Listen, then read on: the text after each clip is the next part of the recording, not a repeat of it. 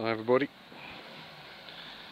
I know I said my next video was going to be down the beach, the running, but only just put it through the MOT last week. We had a bit of trouble with the master cylinder, so I had to change that.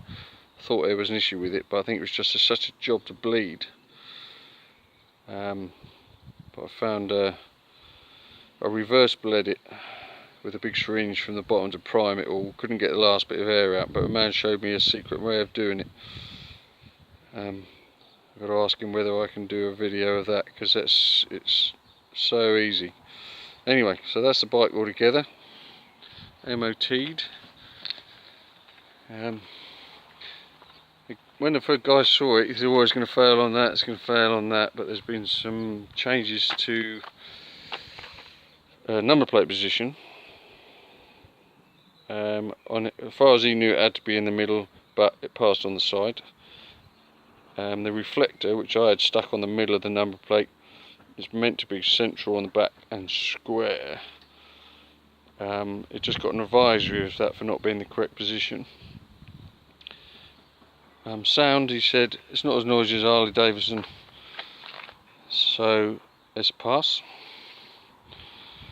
And that headlamp I bought kicks up the wrong way, so if you're buying a headlamp, just try and make sure it's UK specifications rather than European, because it kicks up to the right rather than the left. So that is just, if I want to be road legal, I need to put a sticker on there. I ain't too worried really. It seems to kick up both ways, so we'll see if I get flashed. But yeah, I took that master cylinder, it was off of a KTM Duke that was braking, but that braided brake line was, it was something like £5.50 I think. That's my CR250 front forks. So I'll have a little breakdown of prices. So the CR50 front forks were the full lot with the yoke, the front wheel disc and the rear monoshock was £350. Now, as I said to you in one of the early videos, that headstock wasn't simple to fit, so you need to go on the compatibility website for ease of bearing matches between the spindle and the headstock. What else did we buy? Let's work our way back. So we got, I think it was 20 quid for the headlamp, 20 odd quid for the speedo, 20 quid for a set of controls. Now you have to watch out on this bike, because as I said before, this is set up for a single cable for the throttle, where really the CX needs a push me pull you 2 cable setup. You might be able to get them in that arrangement. Now I did buy a set of clutch and brake levers, which was, I think that was under 20 quid, but I still got them. I've not used them. They might be used on the next one. That came with the master cylinder. Working our way back, I didn't pay for the exhausts being made because my mate made them, but I had to spend 60 quid on the stainless. My homemade coolant bottle, you can see in there, fabricated that bracket up, fabricated that front radiator cover, so we didn't pay for that. These were off of an old 125 guy was braking. That's the bit I used for the seat mechanism. Those silencers I think were £50 each. The biggest, I can't remember how much that shock was. Was that about 30-40 quid I think? Off of a, what was it? I'll have to look back in the videos. Off of an ER, is it a Suzuki ER500 or something like that? Which they're mounted on the side down onto the swinging arm. They mount them on the side, so that's another design option. The biggest outlay was the rear wheel. I think that was, God, how much did I pay for that? 350 quid with the hub and the spoke wheel. That's where you send your hub away, and the he puts new bearings in, paints it, gets the wheel made, spokes it, laces it as they call it. So I think that was £350, and then you got your tyres on top of that. I think it was 90 quid for the back one, 60 for the front, I think, can't remember. They were imported from Germany, and then the cost of fitting. My mate made that seat, but he does them for about 80 quid if you want one making. That tail light, I think it was about £5.60, something stupid like that. I bought a pack of those rear pods for the carburetors for over about a tenner. And then you got paint, primer and spray paint, which there was a load of spray paint going cheap at the car shop which was closing down. If I did another one and I could afford it, I'd have it powder coated. And the engine paint, so as you know, we painted the engine about 3 times. Can't remember how much that was a can. You'll have to look back on my other videos. New horn. I made these, fabricated these up, so no cost there. And that front mudguard was the old mudguard, which we cut down.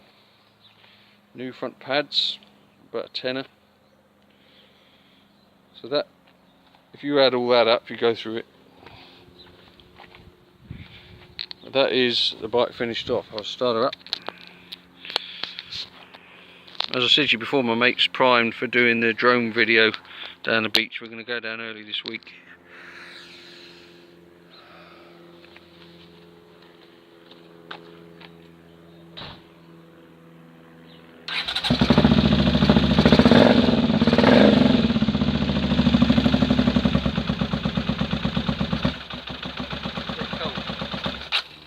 It's a little bit cold.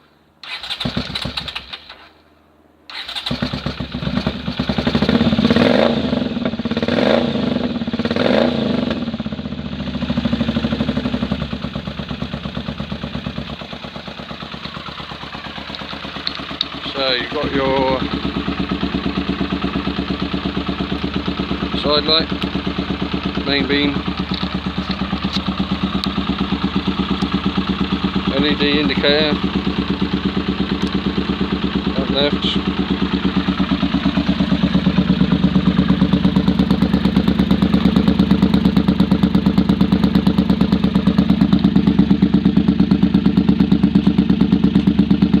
right light.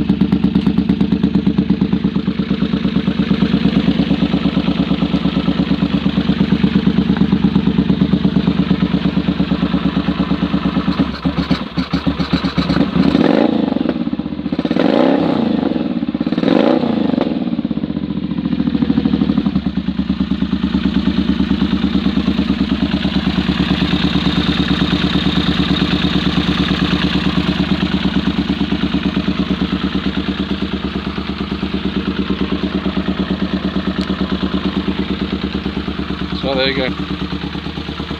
That is the bike ready for the road. Registration. I'll just talk about that for a sec. See if I can get in on the video. See if I'm on there. Registration. If you're importing a bike, now I was quite lucky because the guy had already done a Nova certificate and contacted the HMRC to register your bike. You need to do that in 2 weeks. After 2 weeks they can charge you £5 a day for every day that you haven't informed the tax people. So when you get your Nova certificate, make sure you get there's a bit of paper that comes with it and a number with it, HMRC reference number, so you know that it's been they've approached the tax people and all the VAT's import tax has been paid. Now after that you get it MOT'd, and then you have to contact the DVLA to get an import pack. Then you've got to fill out all those forms, which I'm just doing, and that will go in the post on Monday, and we'll know. You have to have it MOT'd, insured, and you have to send all your ID for your registration. I thought this was going to be tax free because it's 40 years old, but you're tax exempt for anything before the 1st of January 1978 for the 40 years. So I'm going to have to pay tax for the first year, for a year 64 quid, I got insurance for £72, so hopefully in a couple of weeks we'll be on the road.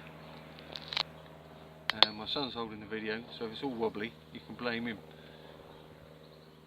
So like I say, the next video will be the one on the beach that we're going to do with the drone this week, and I don't know if I'll be putting it on straight away, because if we've got to edit it, which I've never done, and if you know my videos are so crap, it'll probably take a while. But that's my bike all finished off. I reckon I spent about 3.5, probably 4. But that's it. I'm going to turn it off.